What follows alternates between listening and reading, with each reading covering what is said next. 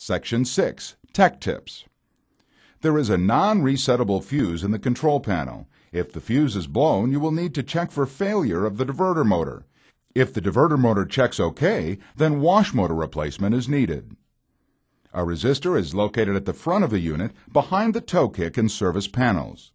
The purpose of the resistor is to reduce current surges that could tack weld the pilot relay contacts together. The pilot relay is what supplies the dishwasher with power.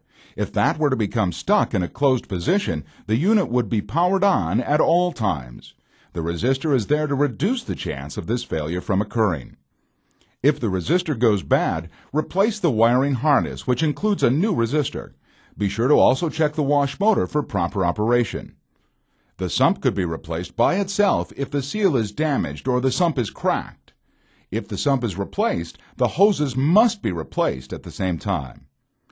This concludes the video, troubleshooting and servicing the Source 665 2007 Ultra Wash HE Dishwasher.